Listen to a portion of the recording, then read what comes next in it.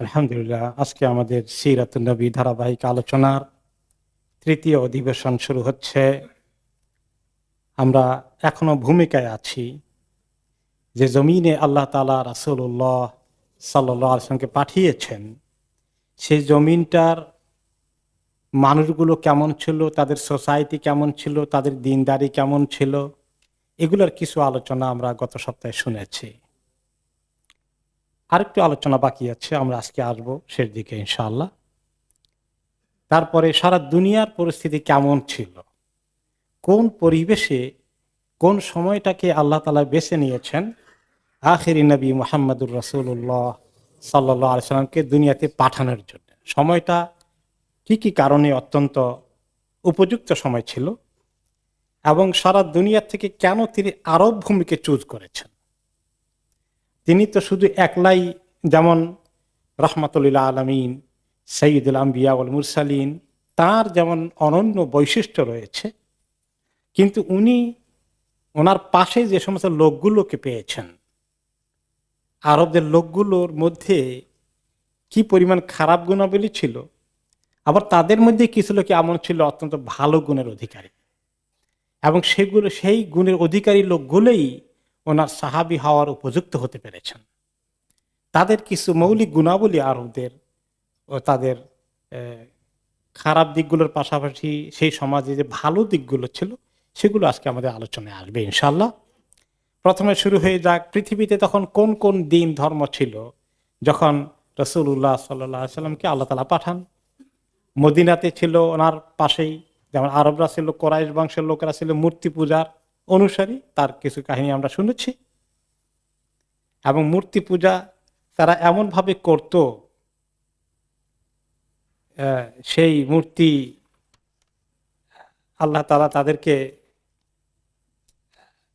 মানে সাধারণত বড় বড় মূর্তি তো ছিলই, কিন্তু কোন কোন সময় তারা এমন ছোট কাজ করেছে, এত মূল্যহীন কাজ করেছে ইবাদত করার জন্য, শিরক করার জন্য, যেটা কোনো সেন্সে ধরে না, মাথায় ঢোকে না।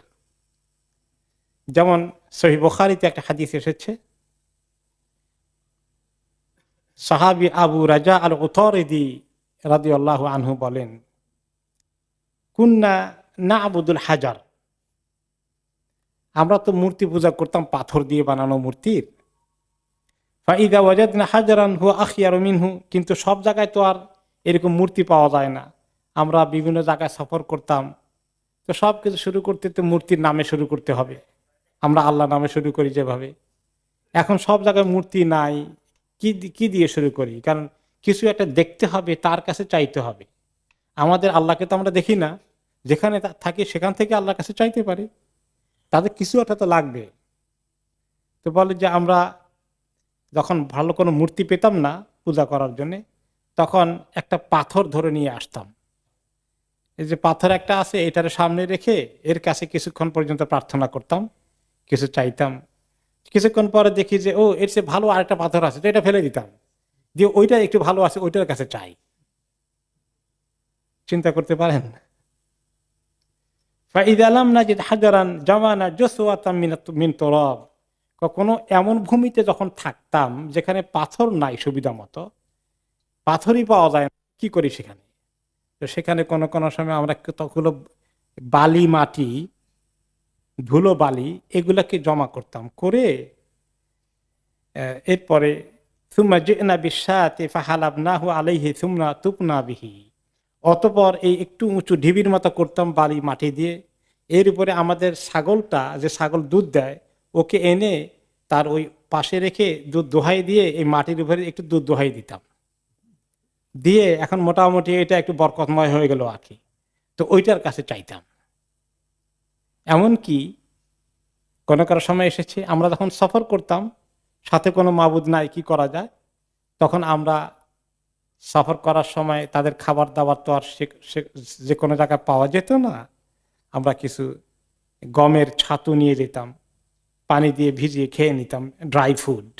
এটা আমাদের আরবদের প্র্যাকটিস ছিল তখন, যে আমরা এগুলো নিয়ে রওনা করে দিতাম। ক্ষুধা লাগলে এক জায়গায় থামতাম, থেমে তো এখন গমের ছাতু খাওয়ার আগে এটাকে পানি দিয়ে ভিজিয়ে মূর্তির মতো বানাতাম, বানিয়ে কতক্ষণ ইবাদত করে টোরে এরপরে এবার হাত পা খুলে টুলে এবার খাইয়ে ফেলতাম বাকিটা।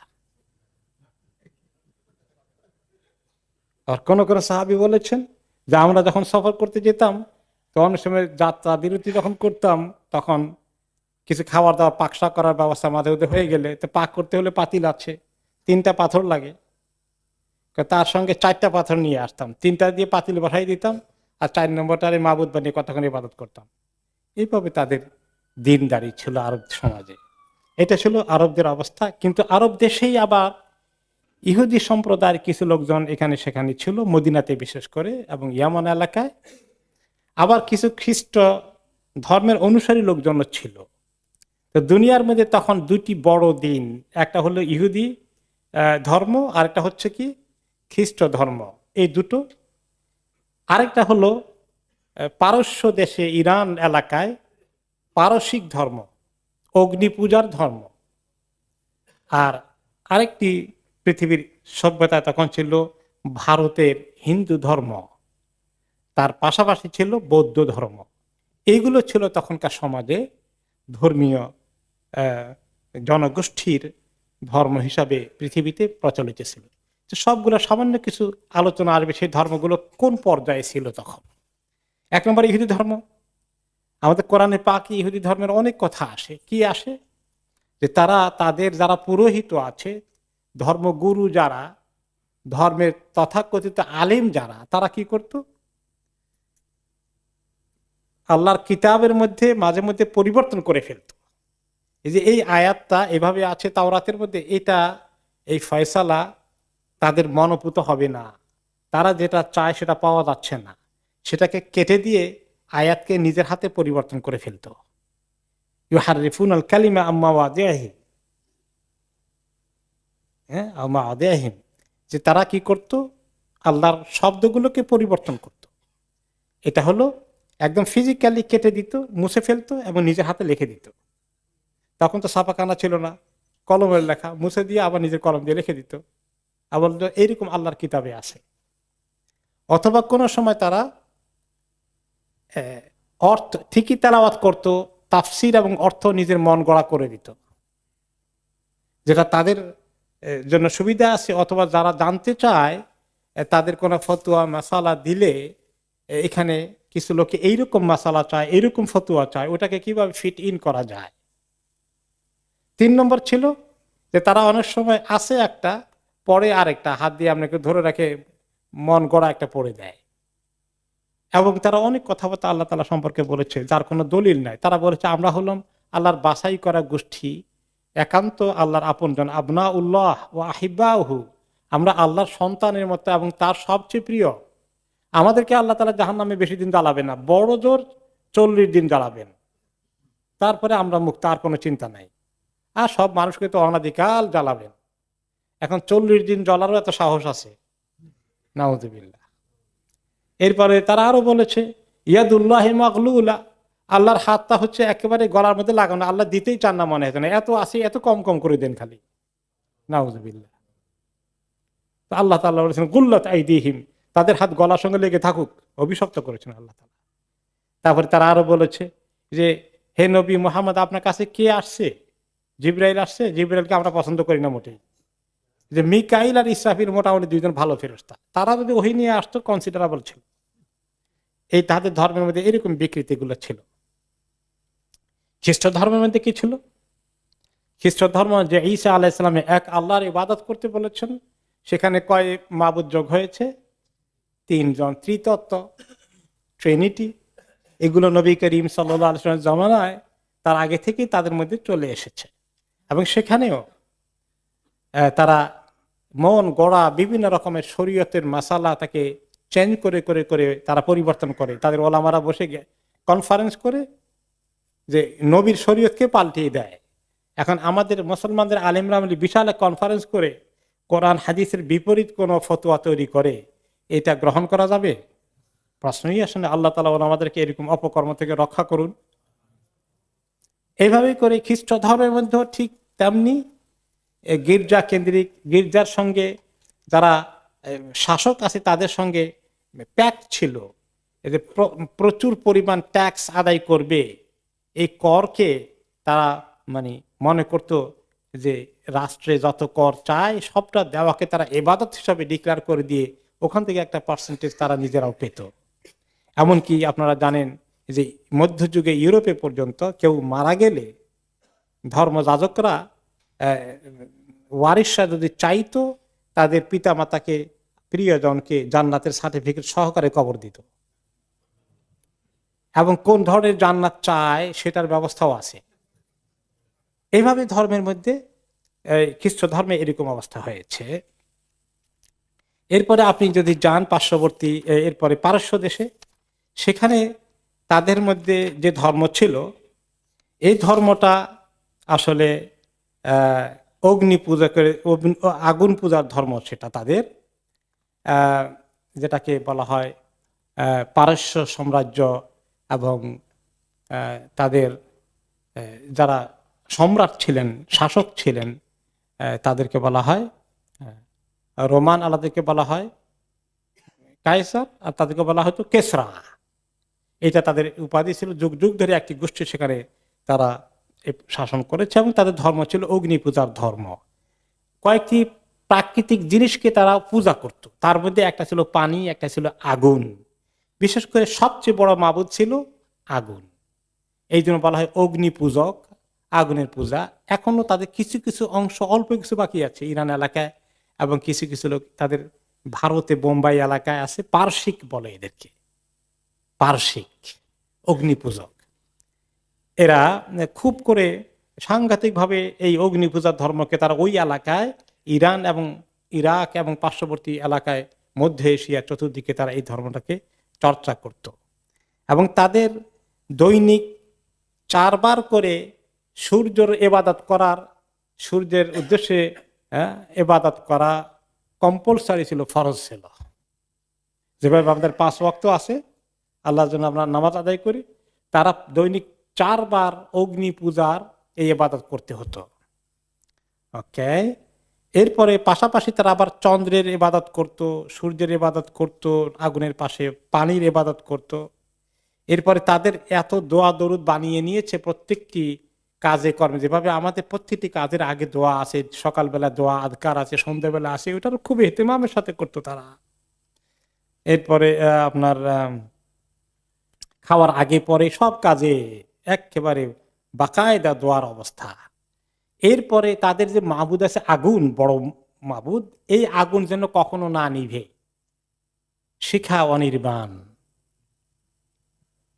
এই শিখা অনির্বাণ পারসিক ধর্মের জিনিস মুসলিম ধর্মে গিয়ে শিখা অনির্বাণ চলছে আর চলছে, আছে না এরকম? মুসলিম দেশে এই শিখা অনির্বাণ চলে। এটা শিরক, কুফর। কোত্থেকে আসছে? সেই অগ্নিপূজকদের থেকে। না বুঝে এটার কি ইহতিমামের সাথে এই শিখা অনির্বাণ চলতেছে একটি মুসলিম দেশে। সেই মুসলিম দেশটাকে আশা করি আপনারা চিনেছেন। ওকে, এরপরে তাদের আরো তত্ত্ব ছিল পারসিক ধর্মের মধ্যে, অগ্নিপূজা ধর্মে। তাদের বড় মাবুদ এগুলো তো হলো প্রাকৃতিক জিনিস, কিন্তু এর উপরে তাদের 2 জন মাবুদ আছেন অনেক বড়, যেগুলো প্রাকৃতিক বিষয় না, ধরা ছোঁয়া দেখা যায় না, অদৃশ্য মাবুদ। সে দুটো তারা বিশ্বাস করতো বে ইলাহাইন ইসনাইন, 2 জন মাবুদ পৃথিবীর মধ্যে, মানে সারা দুনিয়াকে কন্ট্রোল করে, সারা বিশ্বকে, সারা সৃষ্টিকে কন্ট্রোল করে। আহাদুহুমা আন-নূর আও ইলাহুল খাইর ওয়াসানি আয-যালাম আও ইলাহুশ শার। এই 2 জন মাবুদ মিলে দুনিয়া চলে। কোন কোন সময় তাদের মধ্যে যুদ্ধও হয়। একজন হচ্ছেন নূর, লাইটের মাবুদ, তিনি খুব ভালো মাবুদ, ভালো জিনিসের মাবুদ। আরেকজন হচ্ছেন অন্ধকারের মাবুদ, আর তিনি হচ্ছেন সব খারাপ যত কিছু আছে এগুলার মাবুদ তিনি। এই 2 মাবুদের দ্বন্দ্ব আছে। এখন তারা দোনো মাবুদকে ম্যানেজ করে চলতে হয়, কারণ যদি ওই ভালো জিনিসের মাবুদের পূজা না করে তাহলে তো তিনি ভালো কিছু দিবেন না। আর মন্দ জিনিসের যিনি মালিক আছেন সেই মাবুদের পূজা করতে হয়, তা না হলে মন্দ চাপিয়ে দিয়ে সমাজকে একদম শেষ করে দিবেন। কাজে এই দোনো মাবুদের ইবাদতে তারা ব্যস্ত থাকতে হয়। এই হলো পারস্য ধর্মের অবস্থা। এরপরে আপনি হিন্দু ধর্মে আসেন, তাহলে হিন্দু ধর্মের কি হাকিকত ছিল? সেই ধর্মের মধ্যে মানুষকে ধর্মীয়ভাবে কয় ভাগে ভাগ করা হয়েছে? 4 ভাগে। সবচেয়ে উঁচু তবকার লোক কারা? ব্রাহ্মণ। আর সবচেয়ে নিচু তলার লোক কারা? শূদ্র। আর মাঝখানে আছে ক্ষত্রিয় 2 নম্বরে, 3 নম্বরে আছে বৈশ্য, তাই না? এখন এটা তারা কাজ ঠিক করে দিয়েছে যে তাদের ধর্মের দিক থেকে শরীয়ত মত কাজের ফয়সালা আছে। ব্রাহ্মণের কাজ হচ্ছে ধর্মীয় শাস্ত্র যেটা আছে, বেদ, মহাগ্রন্থ, ধর্মীয় গ্রন্থ, এগুলা পড়বে, এগুলা শিখবে, এগুলা হাতের কাছে রাখবে, আর অন্য কেউ টাচও করতে পারবে না, হারাম তাদের জন্য, শুধু ব্রাহ্মণদের কাছে থাকবে এটা। তারা যে রাস্তা দিয়ে যায় ওই রাস্তা দিয়ে কোনো শূদ্র হাঁটতে পারবে না, তাহলে তাকে মহাশাস্তি ভোগ করতে হবে। এই হলো সবচেয়ে উপরে তবকা ব্রাহ্মণ গোষ্ঠী। তারপরে হলো 2 নম্বর হলো ক্ষত্রিয়, তারা হলো রাজকর্মচারী, সেনাবাহিনী, হ্যাঁ, লড়াই করবে যারা, এটা এদের ধর্মীয় ডিউটি। 3 নম্বর ধর্মীয় ডিউটি হচ্ছে কাদের? যারা বৈশ্য, যারা কৃষি কাজ, ব্যবসা বাণিজ্য এগুলো করবে, অর্থনীতি চালাবে। 4 নম্বর হচ্ছে যারা শূদ্র, বর্তমানে ওদেরকে হরিজন বলা হয়, যে তারা, তাদের কাজ হলে নিচু লেভেলের কাজগুলো, লেবারের কাজ করবে তারা। তারা কেউ ভালো কোনো চাকরি করতে পারবে না, তাদের ধর্মে নিষেধ। মুচির কাজ করবে, ধোপার কাজ করবে, কুলির কাজ করবে, মেথরের কাজ করবে। এইভাবে ভাগ করে ধর্মের নামে এরকম একদম শ্রেণী বৈষম্য তৈরি করে দেওয়া হয়েছে।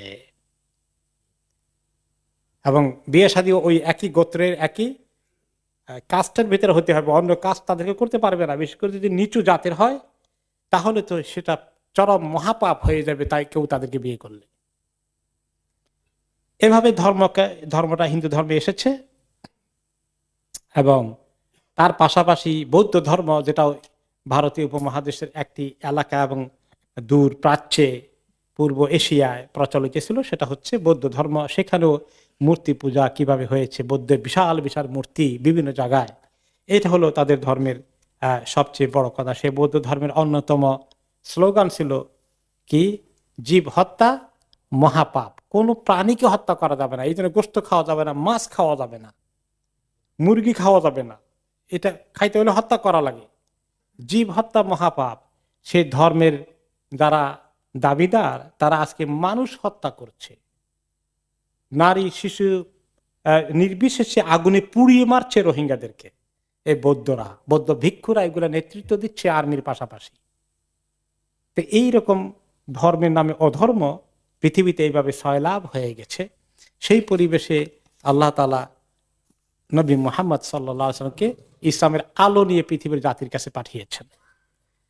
এই আরবদের মধ্যে কিছু কি অবস্থা ছিল আমরা একটু আগে শুনেছি। তাদের আরো কিছু বিষয় আমরা একটু দেখার চেষ্টা করি। তাদের কিছু কিছু আরো গুণ ছিল। 1 নম্বরে শিরকের ব্যাপার আমরা শুনেছি। সেই বিষয়ে একটি হাদিস রাসূলুল্লাহ সাল্লাল্লাহু আলাইহি ওয়াসাল্লাম বলেছেন, সহিহ মুসলিমের হাদিস, সেটা হচ্ছে আলা ইন্না রাব্বি আমারানি আন উআল্লিমাকুম মা জাহিলতুম। হে আমার উম্মত শোনো, আল্লাহ আমাকে নির্দেশ দিয়েছেন আমি তোমাদেরকে ওই জিনিসগুলো শিখাবো যা তোমরা জানতে পারোনি। এই বিষয় অজানা অনেক কিছু জরুরি বিষয় শিখিয়ে আল্লাহ তাআলা আমাকে তোমাদেরকে শিখাতে বলেছেন। আল্লাহ মানে ইয়াউমি হাদ, আজকে বিশেষ করে আল্লাহ তাআলা আমাকে যেটা বলেছেন, একদিন তিনি ভাষণ দিচ্ছিলেন, তখন বললেন কুল্লু মালিন নাহালতুহু আবদান হালাল। আমি কাউকে যদি কোনো মাল উপঢৌকন দেই, গিফট দেই শরীয়তের পক্ষ থেকে, ইসলামী রাষ্ট্রের পক্ষ থেকে, তাহলে সেটা হালাল তার জন্য। তারপরে ওকে অথবা আল্লাহ তাআলাই বলেছেন যে কুল্লু মালিন নাহালতুহু আবদান হালাল, আমি বান্দাকে যত মাল সম্পদ দিয়েছি এগুলা তার সবকিছু হালাল, মালগুলো তার জন্য বৈধ ব্যবহার করা। এমন নয় যে এত বেশি, এর চেয়ে বেশি উপার্জন করা যাবে না, লিমিট করে দিয়েছেন আল্লাহ তাআলা। যাকে দেন বেগাইরে হিসাব, অনেক কিছু যদি সে উপার্জন করে সবটাই তার হালাল হয়ে যেতে পারে, হালাল তরিকার ভিতরে উপার্জন করলে। অতঃপর ওয়া ইন্নী খালাকতু ইবাদি হুনাফা কুল্লাহুম, আমি আমার সমস্ত বান্দাদেরকে সৃষ্টি করেছি হুনাফা, হানিফ করে। হানিফ শব্দের অর্থ আমরা গত সপ্তাহে বলেছিলাম কি, যে ব্যক্তি শিরক থেকে মুক্ত, শিরক করে না। আল্লাহর ইবাদত করতে হবে তা না জানলেও, কেমনে করতে হবে জানে না, কিন্তু কোনো মূর্তির কোনো মাবুদের পূজা তাহলে করে না, এর থেকে দূরে আছে, এদেরকে বলা হয় হানিফ। আমাদের যখন জন্ম হয়, যদিও আমরা তখন আল্লাহর ইবাদতে নাই, কিন্তু আমরা তখন হানিফ, ফিতরাত আল্লাহ, কুল্লু মাউলিদিন ইউলাদু আলাল ফিতরা, আমরা একদম সহি যে মন মানসিকতা, ইমান, শিরক মুক্ত অবস্থায় আমরা জন্মগ্রহণ করি। এইভাবে প্রত্যেকটি মানুষকে আমি শিরক মুক্ত অবস্থায় জন্ম দিয়েছি, পৃথিবীতে পাঠিয়েছি। কিন্তু ওয়া ইন্নাহুম আতাতহুমুশ শায়াতিন ফাজতালাতহুম আন দীনিহিম, শয়তানগুলো তাদের কাছে এসে তাদের এই যে অরিজিনাল দিন দিয়ে আমি পৃথিবীতে পাঠাই, ফিতরাতের ধর্ম ইসলাম, শিরক মুক্ত অবস্থা, এখান থেকে সরিয়ে নেয়। ওকে, ওয়া হাররামাত আলাইহিম মা আহলালতু লাহুম, আর আমি যা হালাল করে দিয়েছি ওদের উসিলা সেগুলোকে হারাম করে, আর যেগুলো আমি হারাম করে দিয়েছি সেগুলোকে শয়তানরা তাদের জন্য হালাল করে দেয়।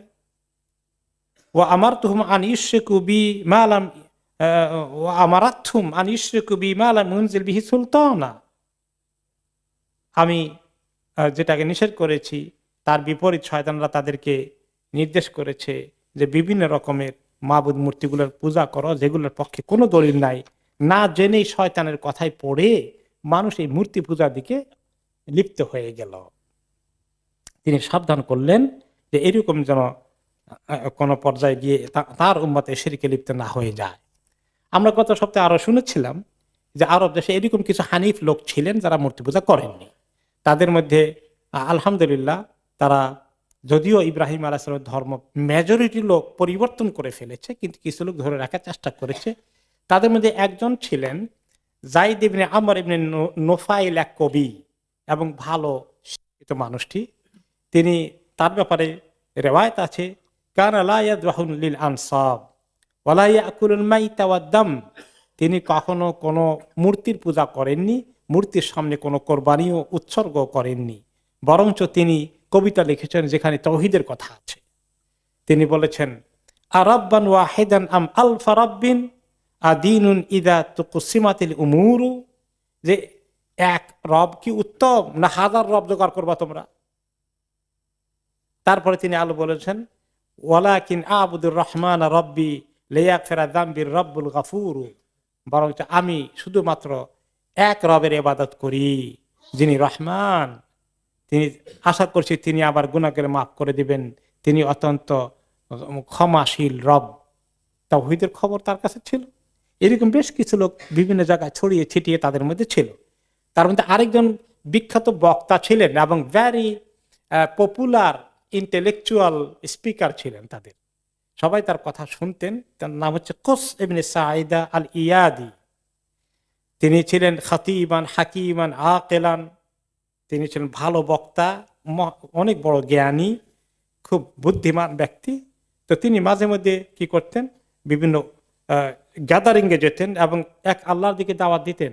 তখনও রাসূলুল্লাহ সাল্লাল্লাহু আলাইহি ওয়াসাল্লামের আবির্ভাব হয়, তিনি নবুয়ত পাননি। এই বেচারা তাওহীদের কাজ এভাবে করেছেন এবং তিনি হয়তো দ্বীন ইব্রাহিম সাল্লাল্লাহু আলাইহি ওয়াসাল্লামের যে সামান্য কিছু বাকি ছিল সেটাকে ধরে রাখতে সক্ষম হয়েছিলেন।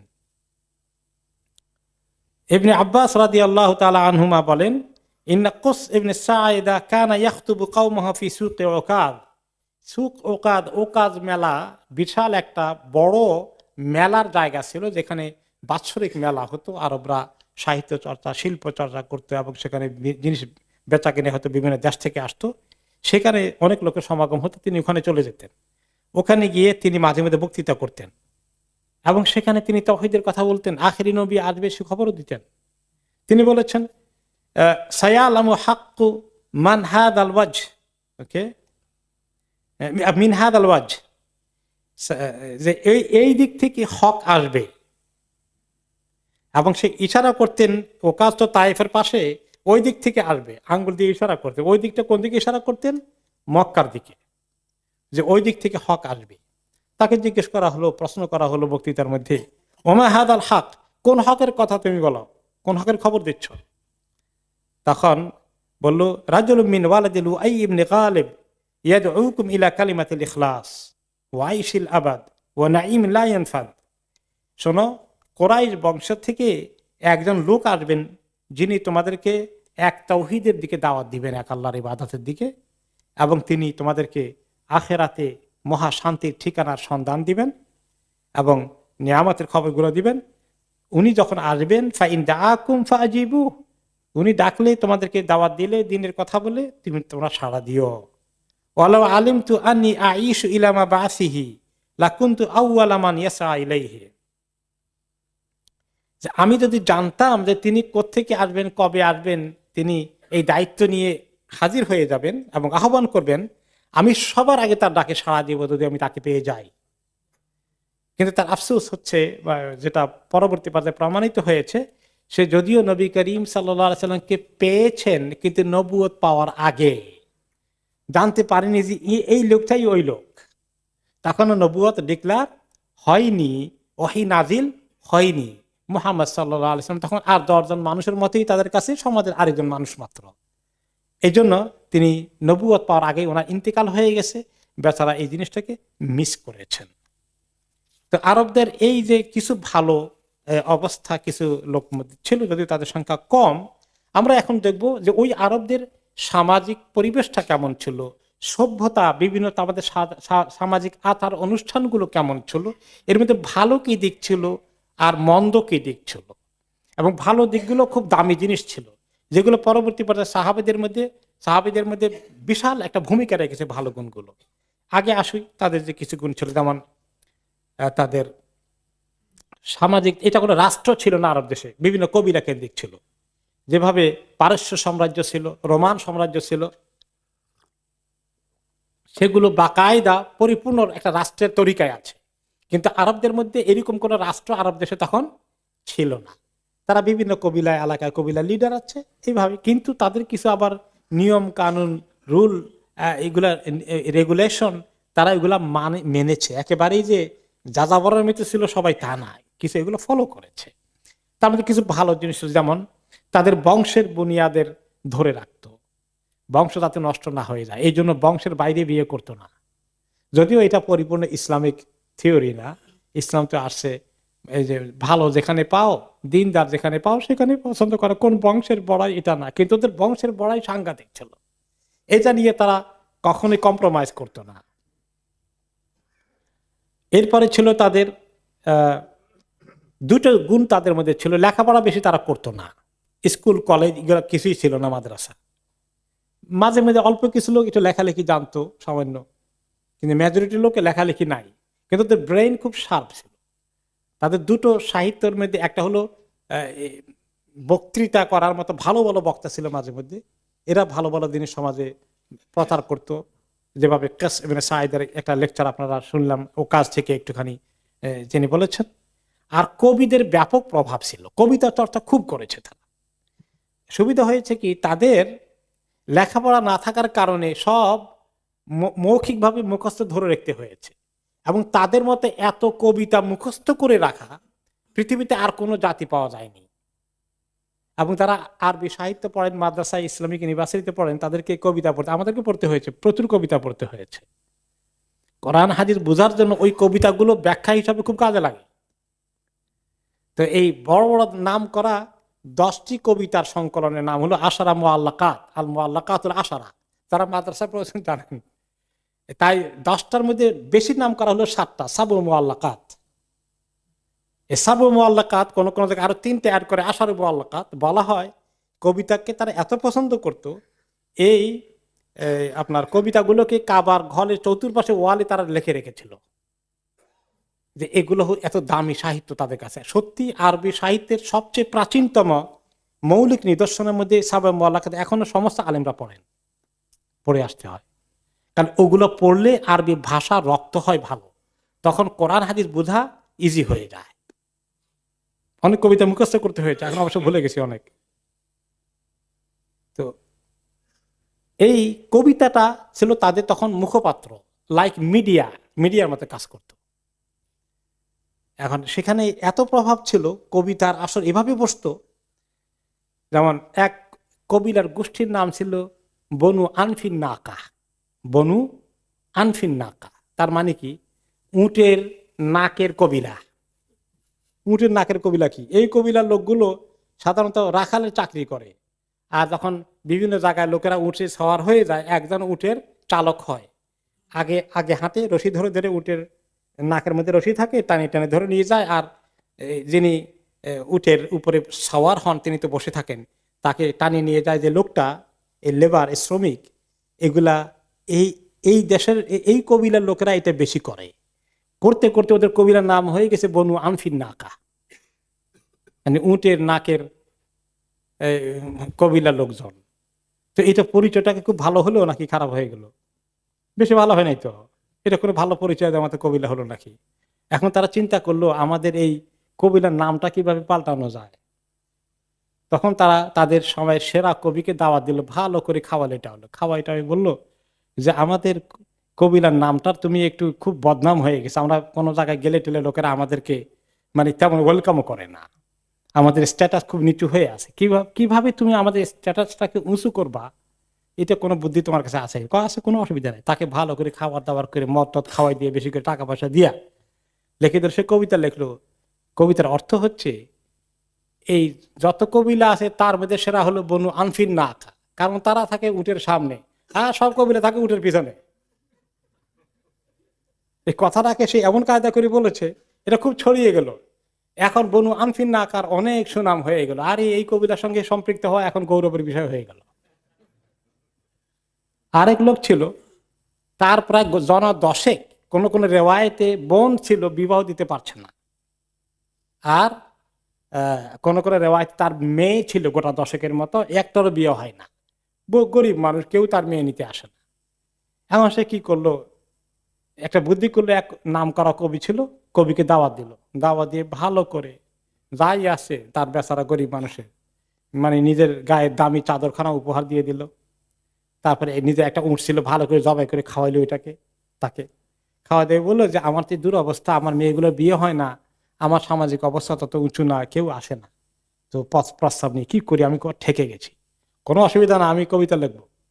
এমন প্রশংসা তার জোরে দিল সে, কয়েকদিনের মধ্যে তার সবগুলো মেয়ে প্রস্তাব এসে মাশাআল্লাহ ভালো ভালো জায়গা বিয়ে হয়ে গেছে। তো এটা এই জন্য বললাম যে এটার এত প্রভাব ছিল। এই জন্য বলা হয় যে আশ-শা'রু দিওয়ানুল আরব, কবিতা ছিল আরবদের মিডিয়া। এবং এই জন্য যখন রাসূলুল্লাহ সাল্লাল্লাহু আলাইহি সাল্লাম যখন মদিনাতে আসলেন, হিজরত করে ইসলামের প্রচার হয়ে গেল, তখন আরবরা এই কবিতা ব্যবহার করলো। নবী করিম সাল্লাল্লাহু আলাইহি সাল্লাম ওনার পরিবারের সদস্যদের ব্যাপারে, ওনার ব্যাপারে বিশ্রী কথা বলে বলে কবিতা লিখে খুব প্রচার শুরু করে দিল, যাতে করে এটার এত নেগেটিভ ইম্প্যাক্ট হয়ে যায়, লোকেরা ইসলামের দিকে না আসে। তখন রাসূলুল্লাহ সাল্লাল্লাহু আলাইহি সাল্লাম এর মোকাবিলায় কবিতাকে ব্যবহার করলেন। হাসান ইবনে সাবিত রাদিয়াল্লাহু আনহুকে বললেন যে আপনি কবিতা লেখেন, রূহুল কুদুস জিবরাইল আলাইহিস সালাম এসে আপনাকে হেল্প করবে। এবং অনেক কবিতা লেখলেন, এগুলো জবাব দিয়ে দিয়ে দামি দামি কবিতা লেখলেন। এগুলো ছড়িয়ে গেল, ওগুলোর মোকাবিলা আরব দেশে একদম কবিতার যুদ্ধ শুরু হয়ে গেল। এবং আলহামদুলিল্লাহ মোকাবিলা করতে পারলেন স্বয়ং রাসূলুল্লাহ সাল্লাল্লাহু আলাইহি ওয়াসাল্লাম। এই জন্য ওই কবিতাগুলো এনে মসজিদে নববীতে নিজে স্টেজ বানিয়ে দিয়ে হাসানকে বলে তুমি এখানে কবিতা পড়ো, আর সাহাবীরা শুনতেন আর এগুলো ছড়িয়ে দিতেন। This is the media at that time. তো এভাবে তাদের সাহিত্যের প্রভাব সাংঘাতিক ছিল। আর সেই জাতি কোরআনের মূল্য বুঝতে পারবে যে জাতি সাহিত্যের মর্যাদা বুঝে। যখনই তাদের কাছে কোরআন এসেছে, হ্যাঁ এটা এমন জিনিস, আমরা তো আরবি সাহিত্য চর্চার একদম উঁচু মানে আছি। যদি এটা মুহাম্মাদের নিজে তৈরি করা হয়, তাহলে এই সাহিত্যের কোনোটার সঙ্গে তো মিলে না, তার চেয়ে অনেক উঁচু।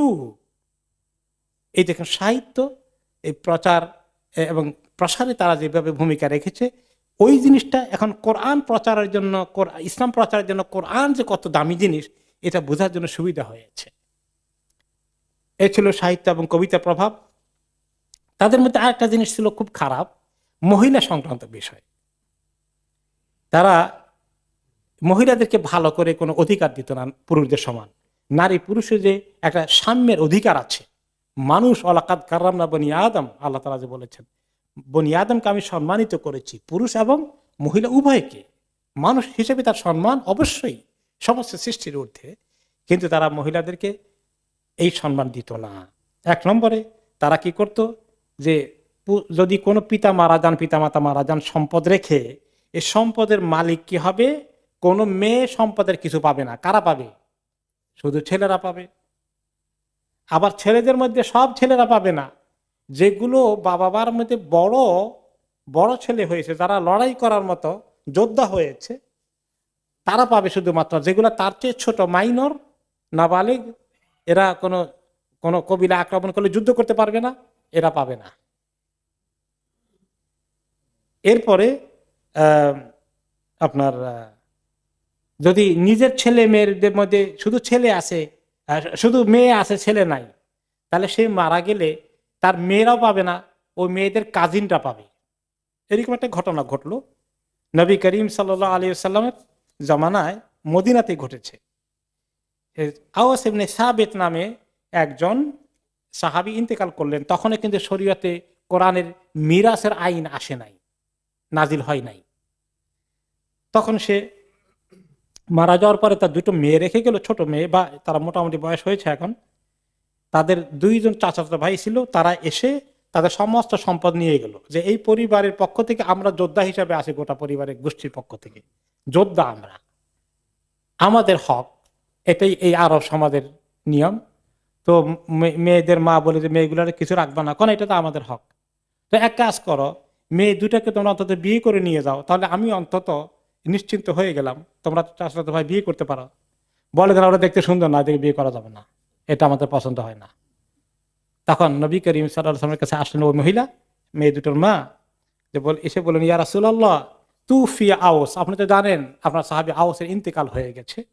ও তারাকা ইবনান সাগীরান ওয়া ইবনাতাইন, হ্যাঁ, তার একটা ছোট্ট ছেলে আছে আর দুটো মেয়ে আছে। তো ছোট ছেলেও তাদের দৃষ্টিতে, ওই সমাজের দৃষ্টিতে মিরাস পাবে না, ওয়ারিশ হবে না, মেয়ে দুটো তো হবেই না।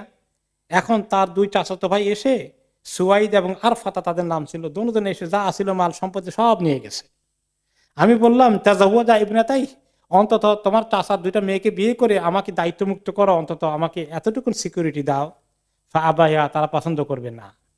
তখন নবী করিম সাল্লাল্লাহু আলাইহি ওয়াসাল্লাম বলেন, লা তুহাররিকা মিনাল মিরাথি শাইআন, এই দুটো কোনো মিরাস পাবে না। তাৎক্ষণিকভাবে আল্লাহ তাআলা কোরআনে মিরাসের আয়াত নাযিল করে দিলেন, লিররিজালি নাসিবু মিম্মা তারাকাল ওয়ালিদানি ওয়াল আকরাবুনা ওয়ালিন নিসাই নাসিবু মিম্মা তারাকাল ওয়ালিদানি ওয়াল আকরাবুনা মিম্মা কাল্লা মিনহু আও কাসুরা নাসিবা মাফরুদা। হ্যাঁ, পুরুষদের জন্য অংশ রয়েছে, তাদের পিতামাতা অথবা নিজস্ব ঘনিষ্ঠ কেউ যদি মারা যান, ঠিক তেমনি মহিলাদের জন্য অংশ রয়েছে, যদি তাদের পিতামাতা এবং নিকষ্ট ঘনিষ্ঠ আত্মীয় স্বজন কিছু রেখে চলে যান, কম হোক আর বেশি হোক, নাসিবা মাফরুদা। সূরা নিসা 7 নম্বর আয়াতে আল্লাহ বলছেন যে আল্লাহ ঠিক করে দিয়েছে কে কদ্দুর পাবেন। তখন এই মিরাসের আয়াত নাজিল হয়ে গেল। যাই হোক, মিরাসের আয়াত তো পরে এসেছে, আমরা এখন আলোচনা করছি আরব সমাজে কিভাবে মহিলাদেরকে মিরাস থেকে বঞ্চিত করা হয়েছে। এখন আমাদের সমাজে ইসলামের অধিকার দিয়েছেন ইসলাম নারীদেরকে। এখন এখানে যে মিরাস আছে, এই মহিলাদের সম্পদে ছেলের অর্ধেক পরিমাণ পায়, এটা কি সবাই দেয়? দেয় না, অনেকেই দিতে চায় না, বঞ্চিত করে। তো না দিলে তো ওই জাহেলি সমাজের কাণ্ড হয়ে গেল, যে শুধু ছেলেরা পাবে, মেয়েরা পাবে না। 2 নম্বর, তাও আমাদের নারী অধিকার নিয়ে যারা চিল্লাচিল্লি করে, ইসলামী নারীদের অধিকার দেয়নি। অধিকার তো দিয়েছে, কিন্তু মানুষ দেয় না কেন? তোমরা শরীয়তের আইন কার্যকরী করার কথা বলো। এরপর আরেকটা ছিল নারীদের প্রতি দুর্ব্যবহার। সৎ মা থাকলে যদি পিতা মারা যায়, সৎ মাকে বিয়ে করতো পিতার বড় ছেলে, অটোমেটিক্যালি তার স্ত্রী হয়ে যাবে। নাউজুবিল্লাহ। আল্লাহ তাআলা এই বিশ্রী জিনিসকে দেখেন, মায়ের জায়গায় একজন আসছে, তাকে বিয়ে করবে এখন। আল্লাহ তাআলা কোরআন আয়াত নাযিল করলেন সূরা নিসার 22 নম্বর আয়াতে, ওয়ালা তানকিহু মা নাকাহা আবাউকুম মিনান নিসাই ইল্লা মা ক্বাদ সালাফ ইন্নাহু কানা ফাহিশাতাও ওয়া মাকতাও ওয়া সাআ সাবিলা। খবরদার, তোমরা নেকাহ করো না কখনো তোমাদের পিতারা যাদেরকে নেকাহ করেছিলেন, অর্থাৎ তোমাদের সৎ মাকে কখনো নেকাহ করবে না। ইতিপূর্বে যা হওয়ার হয়ে গেছে, সামনের দিকে এটা হচ্ছে ফাহেসা কাজ, খুব মন্দ কাজ এবং খুব মাকতা, ঘৃণিত কাজ। ওয়াসা আসাবিলা, অত্যন্ত একটি খারাপ পন্থা, এই পন্থা অবলম্বন করা। ওকে, মহিলাদের ব্যাপারে তাদের আরো অবস্থা কাহিল ছিল কি, যে তারা মহিলাদেরকে বিয়ে শাদী করতো। আরবে কয় রকম বিয়ে ছিল? 4 রকম বিয়ে ছিল। মা আয়েশা রাদিয়াল্লাহু তাআলা আনহা সহিহ বুখারী হাদিসে তিনি রিওয়ায়াত করেছেন যে আরবের লোকেরা ইন্না নিকাহা ফিল জাহিলিয়া কানা আলা আরবাতি আনহা, 4 ধরনের নিকাহ সামাজিকভাবে স্বীকৃতি পেয়েছে। 1 নম্বর হচ্ছে যেভাবে এখন আমরা করে থাকি, নিকাহুন নাসিল ইয়াউম ইয়াখতুবু রাজুল ইলা রাজুলি ওয়ালিয়াতাহু ওয়া ইবনাতাহু ফায়ুসদিকুহা সুম্মা ইয়ানকাহুহা, যে কোনো লোক এসে পিতার কাছে তার কন্যার জন্য প্রপোজাল দেয় অথবা কারো বোনের জন্য প্রপোজাল দেয়। এই যে প্রস্তাবের ভিত্তিতে বিয়ে শাদী হয়, মোহর ঠিক করে, যেটা আমরা করছি আরব দেশে এটাও ছিল, এরকম বিয়েও ছিল। এটাই যারা সমাজের সম্ভ্রান্ত লোকগুলো এই বিয়েই ফাংশন করত, বা ভালো বংশের লোকেরা এই বিয়েই প্র্যাকটিস করত, এটাও ছিল। কিন্তু 2 নম্বর ছিল কানা রাজুলি ইয়াকুলু ইমরাআতি ইযা তাহুরতি মিন তামসিহা ইযা তাহুরাত মিন তামসিহা আরসিলি ইলা ফুলানিন ফাস্তাবদাই মিনহু, যে কোনো ব্যক্তি তার নিজের স্ত্রীকে বলতো, যখন সে মাসিকে থাকতো, বলতো এবার মাসিক ভালো হয়ে গেলে তুমি অমুক বড় লোকের কাছে যাবা এবং তার শয্যা সঙ্গিনী হবা। শয্যা সঙ্গিনী হয়ে আসতো, আসলে সে অপেক্ষা করতো, তার সঙ্গে সে মেলামেশা করতো না, দেখতো সে এই কনসিভ করেছে কিনা, গর্ভবতী হয়েছে কিনা। তো গর্ভবতী হওয়ার পরে শিওর হয়ে গেলে তখন সে তার সঙ্গে আবার মেলামেশা করত। এই কাজটা কেন করত? যাতে করে সে মানে একটা বড় লোকের বংশ তার পেটে ঢুকাইয়া আনে, তার সন্তান শরীফ বংশের একটা মর্যাদা নিয়ে জন্মগ্রহণ করবে। নাউযুবিল্লাহি মিন যালিক। এবং মানে সে ভলান্টিয়ারি এই কাজটা করে, সে নিজে তার স্ত্রীকে পাঠায়। চিন্তা করেন আপনি সভ্যতা কত নিচু হতে পারে। এলে 2 নম্বর, এটাও একটা, এই ধরনের সম্পর্কটা তাদের সমাজে বৈধ সম্পর্ক ছিল, অবৈধ কিছু না, সম্মান। 3 নম্বর কোনটা ছিল? সেটা আরেকটা বৈধ সিস্টেম ছিল, যে কোনো কোনো মহিলা তার সঙ্গে একাধিক লোকের সম্পর্ক যাতায়াত হতো, সবাই তার সঙ্গে তার ঘরে আসা যাওয়া করতো, আর তার মানে এভাবেই তার সংসার চলে, তার বহু লোক তার সঙ্গে আসা যাওয়া করে, ছেলে মেয়ে হয়। এখন যদি তারপরে এক পর্যায়ে সে সন্তান সম্ভব হয়ে যায়, তার গর্ভে সন্তান আসে, আসার পরে সে সবাইকে খবর দিবে, যারা যারা আসতো সবাই আসতে হবে, কিন্তু না আসলে তাদের বিরুদ্ধে কেস হয়ে যাবে কবিলের দরবারে। বুঝতে পারছেন তো? সবাই আসতে হবে, 5 জন হোক, 7 জন হোক, 3 জন হোক, 10 জন হোক, যারা তাকে ব্যবহার করেছে সবাই আসবে। এখন এই সন্তান কার? এই মালিকানা ঠিক হবে আজকে, বাবা ঠিক হবে। ব্যবহার তো করছে 8-10 জনে, এখন বাবা একজন হওয়ার, বাবা তো 10 জন হতে পারে না। কিভাবে বাবা ঠিক করবে? সবাই আসতে হবে। তারপরে বলবে মহিলা, তখন সবাইকে সমাবেশ করে তার ঘরে বলবে, কাদ আরাফতুমুল্লাযী কানা মিন উমুর আমরিকুম, তোমরা সবাই তো স্বীকার করো যে তোমাদের সঙ্গে আমার সম্পর্ক ছিল। ওয়াকাদ উলিদতু, আমি সন্তান প্রসব করেছি, আমি এখন সন্তানের বাবা লাগবে। ফাহুয়া ইবনুকা ইয়া ফুলান, এখন সে বলবে এই 10 জনের মধ্যে এই তুমি এর পিতা। তার অস্বীকার করার উপায় থাকবে না, অস্বীকার করলে কেস হয়ে যাবে কবিলার কোর্টে। তাহলে এটাও স্বীকৃত এক ধরনের বিয়ের মতো, এবং এই একটা প্রতিষ্ঠানের মতো বানিয়েছে। 4 নম্বরটা ছিল যে এরপরে ইয়াস্তাবুন্নাসুল কাসীর, ওকে, আরো ব্যাপক সংখ্যক লোক আরেক বাড়িতে আসা যাওয়া করেছে, এবং তার বাড়িতে এটা অ্যালাউড, বেশ্যাখানার মতোই অনেকটা। এরপরে তার বাড়িতে আবার এভাবে ফ্ল্যাগ লাগানো থাকতো, এই ফ্ল্যাগ থাকা বাড়ি যে সেই বাড়িতে অ্যাক্সেস আছে, if anybody is looking for, okay, he will be welcomed.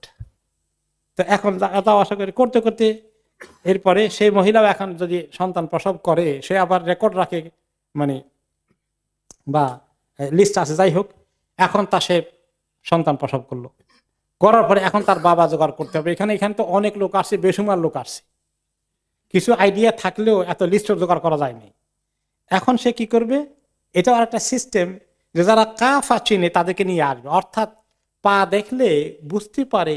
আরব দেশের লোক এত এক্সপার্ট ছিল, কিছু কিছু লোক সন্তানের পা দেখে বলবে এই সন্তানের পিতা অমুক, মানে সাংঘাতিক। এগুলা তাদের এই ধরনের চেনার দেখে তারা চিনতে পারতো। এদিকে বলে যে কাফিয়া বিশেষজ্ঞ। এমনকি কোন কবিরার লোক এই জায়গা দিয়ে হেঁটে গেছে, তাদের উঁটগুলো গেছে, এগুলো কোন কবিলার উঁট। উটের পাড়া মরুভূমির পায়ের উপরে দেখে তারা চিনবে কোন কবিলার লোক এখান থেকে গিয়েছে। কাফিয়া চিনার ব্যাপারে তারা এত এক্সপার্ট ছিল। তো এরকম একটা লোক এসে বলবে মানে এই সন্তান হচ্ছে অমুকের ছেলে। মানে তাদের কাছে তখন তো এখানে এই দেশে কি দেখে, ডিএনএ। এই ডিএনএ তো ছিল না তখন, তাদের কাছে ওটা ডিএনএ বিকল্প ছিল, এবং it is very appropriate DNA মানে সিস্টেম। তারপরে তখন তারা বলবে সুম্মা আলহাকু আলাদা বিল্লাযী ইয়ারাউন ফালতাতা বিহি ওয়াদুয়া ইবনাহ। অতঃপর যার পায়ের সঙ্গে মিলে, যাকে আইডেন্টিফাই করে দেয় বিশেষজ্ঞরা, সেই তার পিতা হতে বাধ্য, ডিনাই করার কোনো উপায় নাই। আর এই সন্তানের নামের ফাদার্স নেম হবে ওই লোকের নাম। এইগুলো একটা। এছাড়াও আরো এই বিষয়ে মহিলাদেরকে তারা যাচ্ছে তাই ব্যবহার করেছে। আরেক ধরনের বিয়ে ছিল, বিয়ে না আসলে নেকাহুল বাদাল। তো একজন এসে বলল এই যে শোনো, আমরা স্ত্রী পাল্টাই ফেলি, তোমারটা আমি না, আমি তোমারটা নেই, চেঞ্জ করে ফেলি, নাউজুবিল্লাহ। এবং এটাও স্বীকৃত যে তারা ভলান্টিয়ারলি এগ্রি করেছে, চেঞ্জ করেছে, এক্সচেঞ্জ করেছে, নো প্রবলেম।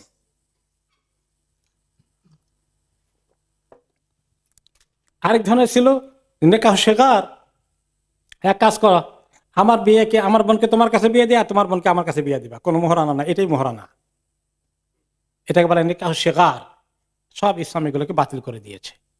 তারা দুই বোনকে একসঙ্গে নেকার মধ্যে নিয়ে আসতো। ইসলাম এটাকে হারাম করে দিয়েছে। ও আনতাজমাউ বাইনাল উখতাইন, দুই বোনের সঙ্গে একসঙ্গে বিয়ে করতে পারবে না। তারা বেলা হুদুদ বেসুমার স্ত্রী রাখত, 10 জন, তারা যত ধনী 20 জন স্ত্রী।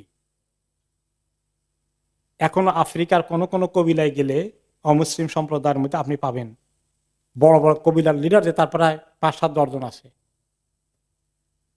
এরপরে নেপালের রাজা যে আছে, এখন নেপাল না, ভুটানের রাজা, সে এক পরিবারে 3 বোন বিয়ে করছে, 3 সহোদরা বোন তার স্ত্রী। আমি পত্রিকা পড়েছি এটা। আর আফ্রিকায় এরকম একাধিক মানে 5-7-10-12 জন করে স্ত্রী আছে। তো ইসলাম এটাকে সীমাবদ্ধ করে দিয়েছে, 2 বোনকে একসঙ্গে রাখা যাবে না। কোন কোন সাহাবী ছিলেন, ইয়া রাসূলুল্লাহ আমার 2 বোন আছে, আমার স্ত্রী হিসেবে কি করবে, যেটা তুমি একটাকে তালাক দিয়ে দাও। কোন কোন সাহাবী ইসলাম কবুল করেছেন, তার স্ত্রী আছে 5-7-10 জন, যে তুমি 4 জন তোমার যেটা রাখা মুনাসিব মনে করো রেখে, বাকিগুলোকে তুমি ফ্রি করে দাও তালাক দিয়ে, তাদের অন্য জায়গায় বিয়ে হয়ে যাবে। এভাবে ইসলাম এটাকে ফর্মালাইজ করেছে। এর আগে একটা কেওটিক সিচুয়েশন, মেসের মধ্যে ছিল আরব সমাজ। তালাকের ব্যাপারে একই অবস্থা। তারা বলতো কি যে তালাকের কোনো শ্বাস নাই, এখন তালাক দিলাম, এখন তো তালাক দিলে কিছু ইদ্যত পালন করতে হয়, আবার ইদ্যত পালন শেষ হওয়ার আগেই আবার উইথড্র করে ফেললাম, আবার কদিন, তারপরে আবার তালাক দিল, আবার উইথড্র করে, আবার তালাক দিল, আবার উইথড্র করে। এটা কোনো শেষ নাই খেলার। মহিলাকে শাস্তির মধ্যে রাখতেই থাকে, তার জীবনে কোনো সিকিউরিটি নাই। তখন ইসলাম এসে আল্লাহ তাআলা কি বললেন, আর তালাক কুমার রতান, তালাক 2 বার দেওয়া যায় মাত্র। প্রথমবার তালাক দিয়েছ একবার, তারপরে ইদ্যতের ভিতরে উইথড্র করতে পারো, আবার যদি তোমার উইথড্র করার পরে অসুবিধা হয়, তাহলে সেকেন্ড টাইম আবার তালাক হয়ে গেছে, তাহলে আবার ইদ্যতের ভিতরে মহিলার 3টি মাসিক পার হওয়ার আগে তুমি উইথড্র করতে পারো। এই 2 বারের পরে ব্যবহার করার পরে যদি আবার 3rd টাইম ব্যবহার করো, তাহলে আর সুযোগ নাই, তোমার থেকে ফাইনালি আলাদা হয়ে গেছে। আর তালাক কুমার রতান, তালাক মাত্র 2 বার দেওয়া যাবে। 3rd টাইম দিলে তারপরে ইমসাকুম বিমারুফ, তাহলে ভালো করে ব্যবহার করো 2 তালাকের পরে, 1 তালাকের পরে। তা যদি করতে না পারো, আও তাসরিহুম বিইহসান, তাহলে তোমরা 3 নম্বরে আলাদা যদি দিতে হয়, তাহলে সুন্দরভাবে 3টা দিয়ে শেষ করে তোমরা সম্পর্ক শেষ করো। এছাড়া আর কোনো তরিকায় তালাক দেওয়া হবে না, দেওয়ার কোনো সুযোগ নাই। এরপরে তারা কি করত, কন্যাদের প্রতি অবিচার করেছে। আপনারা জানেন কন্যাকে কি করত, জীবন্ত কবর দিত। কেন দিত এটা, এর কারণটা কি? অসম্মান, মর্যাদাহানি। কেন মর্যাদাহানি? এক কবিলা আর কবিলাকে অ্যাটাক করতো, এটা ছিল one of the main source of income. হঠাৎ করে মধ্যরাতের পরে অ্যাটাক করে যা ওদের গরু ছাগল হান্ডি পাতিল যা নিয়ে আসা যায়, এটা হলো একটা বড় ধরনের ইনকাম ছিল তাদের কোন কোন কবিলার। আর সেখান থেকে তারা তাদের সুন্দরী মেয়েদেরকে ধরে নিয়ে আসতো, কৃতদাসী বানাতো। এখন তারা চিন্তা করে যে মেয়ে হলে যদি এরকম কোনো সময় অ্যাটাক করে ফেলে, তাহলে আমাদের মেয়েদের প্রতি তারা এরকম অবিচার করবে, কাজেই আর আমার মেয়ে আজকে কারো কৃতদাসী হয়ে আছে, এই বিড়ম্বনা সহ্য করা যাবে না। কাজেই মেয়ে হওয়াটা তাদের জন্য কলঙ্কের কারণ ছিল। এই জন্য তারা কন্যাদেরকে জীবন্ত দাফন করেছে। আপনারা দাহিয়া কালবির ঘটনা জানেন যে কিভাবে সে নিজের মেয়েকে দাফন করেছে জীবন্ত অবস্থায়। এরপরে আমরা দেখি যে তাদের আরেকটি ব্যাপক খারাপ গুণ ছিল, যুদ্ধ বিগ্রহে তারা প্রচন্ড লিপ্ত থেকেছে। অনেকগুলো নাম করা যুদ্ধ বছরের পর বছর চলেছে। একটা যুদ্ধকে বলা হয় আপনার হারবুল বাসুস, বাসুস যুদ্ধ। দুই কবিলার মধ্যে একটা উটকে নিয়ে গন্ডগোল লেগে একজন আদমকে মেরে ফেলে, তারপরে কাউন্টার করতে গিয়ে এই উটকে কেন্দ্র করে এই বাসুসের যুদ্ধ হয়। নবী করিম সাল্লাল্লাহু আলাইহি ওয়াসাল্লামের আগে মানে নবুয়ত পাওয়ার আগে এই যুদ্ধটা দুইটা কবিলার মধ্যে হয়। একটা হলো কবিতা বাকর, কবিরা তাগলেব। এই যুদ্ধ চলে 40 বৎসর। 40 বৎসর চলে। কত লোক যে দুনিয়া থেকে চলে গেছে। আরেকটা ছিল দাহে সল কাবরা, এখানে উটের প্রতিযোগিতা নিয়ে যুদ্ধ হয়। না, ঘোড়ার প্রতিযোগিতা নিয়ে হয়। ঘোড়ার প্রতিযোগিতার মধ্যে দুইটা ঘোড়া খুব রেস করে, অনেক দূর থেকে রেস করানো হয়। তো একটা লোক ওই যে ঘোড়াটা 1 নম্বর হওয়ার কথা ওটাকে এমন ধাক্কা দিয়ে ফেলে দেয়, আর ঘোড়াটা 1 নম্বর হয়ে যায়। এই উসিলা নিয়ে যুদ্ধ হয়ে সেই যুদ্ধ বহুদিন চলে এবং সেখানে অনেক লোক ইন্তেকাল মারা যায়। ওকে, এটাকে বলা হয় আপনার আবাস জুবিয়ানের যুদ্ধ, দাহিসল গাবরা। এরপরে আওস এবং খাজরাদের মধ্যে বহুদিন যুদ্ধ হয়েছে। ওকে, এবং তাদের ওই যুদ্ধের শেষ এটার নাম ছিল বুআস। নবী করিম সাল্লাল্লাহু আলাইহি ওয়াসাল্লাম মদিনা যাওয়ার আগ পর্যন্ত তারা এই যুদ্ধ কন্টিনিউ করে, আবার এক পর্যায়ে সন্ধি হয়ে যায়। এরপরে আমরা আসি যে তাদের আখলাক কেমন ছিল, চরিত্র কেমন ছিল, আচার ব্যবহার কেমন ছিল। তারা আখলাক কেমন ছিল বুঝতে পারলেন, যৌন জিন্দিগিতে তারা এইভাবে বেশ্যাবৃত্তিটা অনেকটা কমন ছড়িয়ে পড়েছে। কিন্তু এরপরেও যারা আশরাফ বংশের মহিলারা, তারা জেনা বা বিচার করতো না, জানতো না যে মহিলা জেনা করতে পারে। যেমন হিন্দ বিনতে উতবা, আবু সুফিয়ানের স্ত্রী, সে তো কাফের। আবু সুফিয়ানের তখন কাফের। এরপরে মক্কা বিজয়ের পরে তখন আবু সুফিয়ান তো আগেই ইসলাম কবুল করে ফেললেন। এরপরে তার স্ত্রী শেষ পর্যন্ত গড়িমসি করে শেষ পর্যন্ত ইসলাম কবুল করতে আসলেন, বাইয়াত করতেছেন, রাসূলুল্লাহ সাল্লাল্লাহু আলাইহি ওয়াসাল্লামের সঙ্গে শপথ নিচ্ছেন যে ইসলাম কবুল করার। তখন নবী করিম সাল্লাল্লাহু আলাইহি ওয়াসাল্লাম যখন ইসলাম কবুল করাতেন কতগুলো কন্ডিশন অ্যাড করতেন, যে আল্লাহ ইশরাকনা বিল্লাহি শাইআ, তোমরা শপথ করে ইসলামের কালিমা গ্রহণ করো, তোমরা কোনো শিরক করবে না। ওয়ালা ইয়াসরিকনা, হে মহিলারা তোমরা চুরি করবে না। ওয়ালা ইয়াজনিন, জেনায় লিপ্ত হবে না, এগুলা তোমরা করবে না। ইসলাম কবুল করার সাথে সাথে এই সমস্ত গুনাহগুলোও করবে না, এগুলা তোমরা একসঙ্গে বায়াত করো। ক্বালাত সাইয়্যিদা হিন্দ বিনতে উতবা, আবু সুফিয়ানের স্ত্রী হিন্দ বলল, আওয়া তাজনিন হররা, যে মুক্ত স্বাধীন মহিলা, শরীফ বংশের মহিলারাও জেনা করে? আমি প্রথম শুনলাম। তার মানে তাদের মধ্যে দেখা যায় মহিলা কুফরের দিক থেকে, শিরকের দিক থেকে, ইসলামের দুশমনের দিক থেকে অনেক আগে। কিন্তু জেনাকে সেও বিশ্বাসই করতে পারে না যে একজন স্বাধীন মহিলা কৃতদাসীরা ছাড়া জেনা করতে পারে। এই ধরনের কিছু ভালো গুণ তাদের মধ্যে ছিল। ওকে, কিন্তু অনেকেই জেনা করে থাকলেও এই পর্যায়ের লোক সেখানে ছিল। মেজরিটি লোকে মদ খেত, কিন্তু আবার কিছু লোক মদ টাচও করতো না, এমনও ছিল। মেজরিটি লোক মারামারি করতে, খুন খারাপই ছিল, অনেক লোক ছিল তারা করতো না। কিছু লোক হচ্ছে যে সম্পদের, গরিবদের সম্পদে আত্মসাৎ করতো, কিন্তু অনেকে ছিল করতো না। অনেকেই ছিল সুদে লেনদেন করতো, কিন্তু অনেকেই করতো না। এইভাবে ভালো গুণগুলো ছিল। এরপরে অন্তরগুলো তাদের ছিল অনেকটা কোন ধরনের ফিলোসফি, এই যে গ্রিক সভ্যতা, রোমান সভ্যতা, পারসিক সভ্যতা ইরানের, এবং ভারতীয় সভ্যতা, এই সমস্ত সভ্যতাগুলোর এক একটা বিশাল ইতিহাস আছে।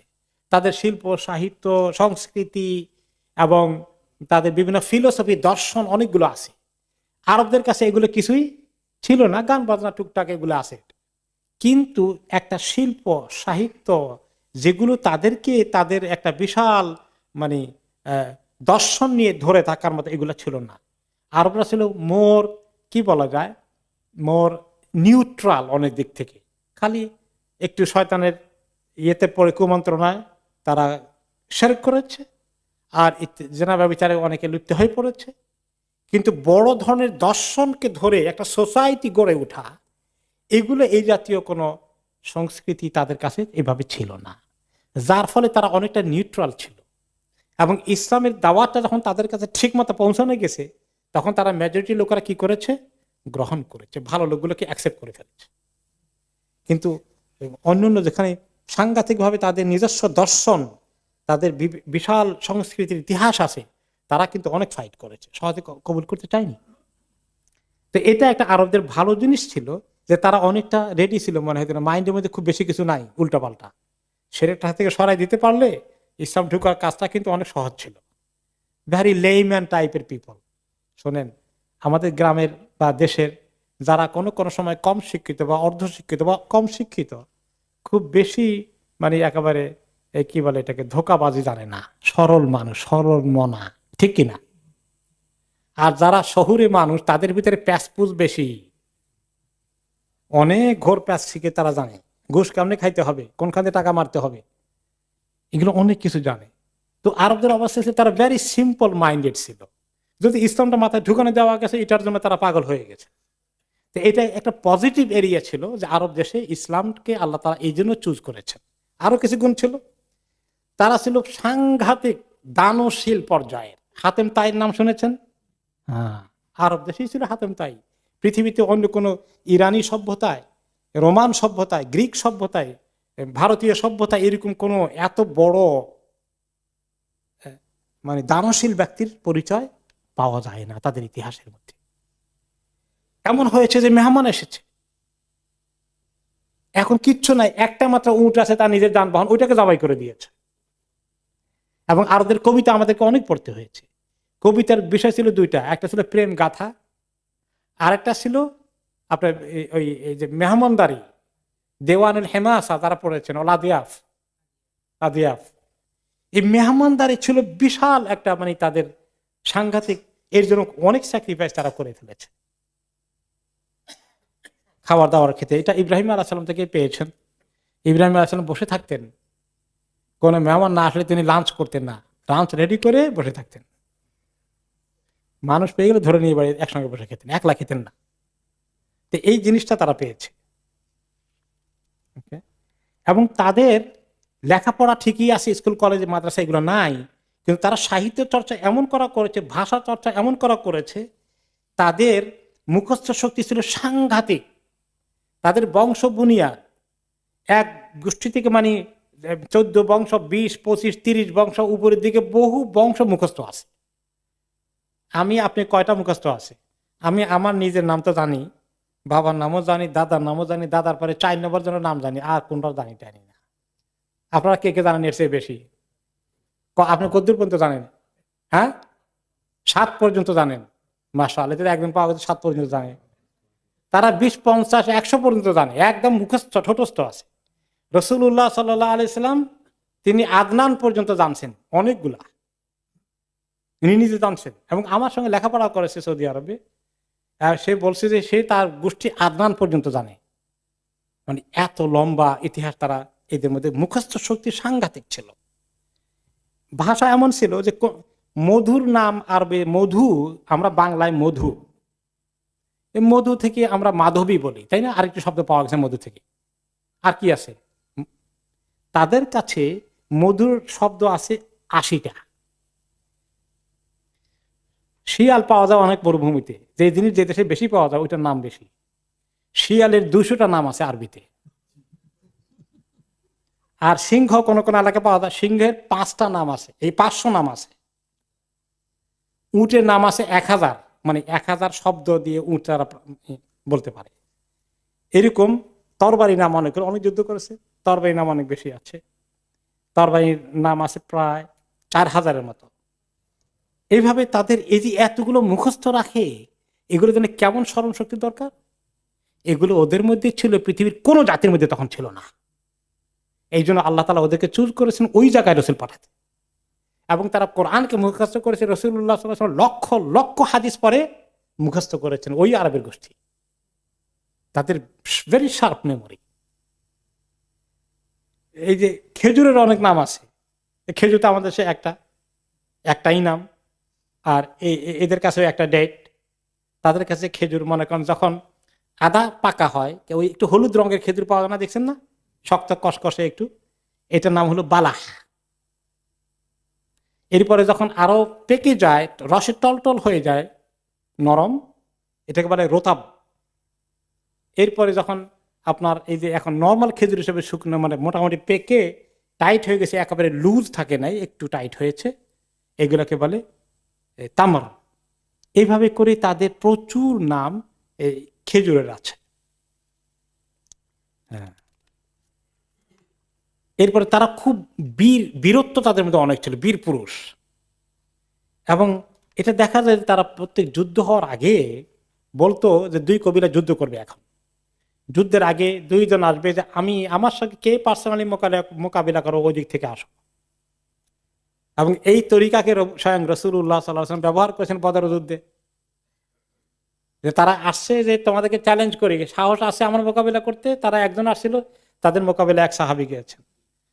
2 নম্বরটা বেরিয়ে আসছে, আমার মোকাবিলা কে করবা? মুসলমানদের মধ্যে আরেকজন গেছেন। কারো যদি মোকাবিলা করতে কেউ না যায়, তাহলে কি প্রমাণিত হবে? ভীরু কাপুরুষ, আর তারা বীর পুরুষ।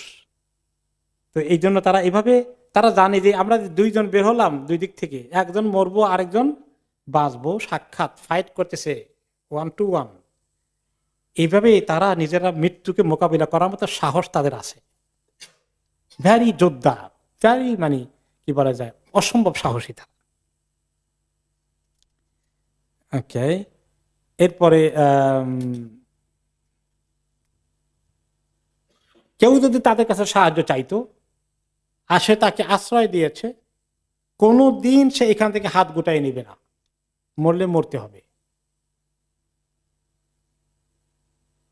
নবী করিম সাল্লাল্লাহু আলাইহি সাল্লাম যখন তায়েফে তিনি প্রস্তর বর্ষিত হলেন, মক্কায় ঢুকবেন যে আসলে ওখানে তারা অ্যাটাক করবে, তিনি তখন আরেকটি কাফের কবিরার আশ্রয় নিলেন, আমাকে তোমরা নিরাপত্তা দাও। তারা নিরাপত্তা দিল, এবং তারা বলে যে কোরাইশ এর গায়ে হাত তুলে আমরা তোমাদের বিরুদ্ধে যুদ্ধ করব। এগুলো তারা রক্ষা করত। ওরা প্রেসার দিয়েছে, কিন্তু তারা প্রেসার মানে নাই। তারা স্বাধীনতা পছন্দ করত। এই জন্য আরব দেশে কোনো রাষ্ট্র গড়ে ওঠেনি, সবাই স্বাধীন, কবিরা পাঠানদের মতো আর কিছুটা। খুব, মানে নিজে মাথানত করবে না সহজে, খুব ফ্রিডম, মানে তাদের স্বাধীনতার চেতনার লোকজন তারা। এরপরে তারা চুক্তি করলে চুক্তি সহজে ভঙ্গন করতো না, এবং তারা পরিষ্কারভাবে কথাবার্তা বলার ক্ষেত্রে তারা কোনো ধরনের মুনাফিকি, দুর্নীতি এগুলো পছন্দ করতো না। ভেরি সিম্পল মাইন্ডেড, যেটা বলবো বলবো, মিথ্যার আশ্রয় সহজে নিত না। আবু সুফিয়ান কোথায় গিয়েছেন? ব্যবসা বাণিজ্য করতে শাম দেশে গিয়েছেন। সেখানে তখন রোমান সম্রাট এসেছে দেশের ভিজিট করতে। আর ওই সময় রাসূলুল্লাহ সাল্লাল্লাহু আলাইহি ওয়াসাল্লাম চিঠি পাঠিয়েছেন কার কাছে? রোমান সম্রাট হিরাক্লিয়াসের কাছে, যে আসলিম তাসলাম।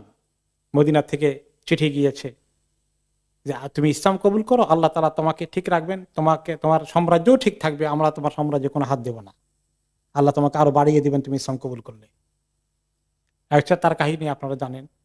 সে এখন ভেরিফাই করার জন্য বললো যে এইখানে আরবদের, এই নবী মুহাম্মদের গোষ্ঠীর কেউ এখানে আসে কিনা। সে তো কোরাইশ বংশের নবী, কোরাইশ বংশের কোনো ব্যবসায়ী আরব দেশের মক্কার কেউ আসে কিনা।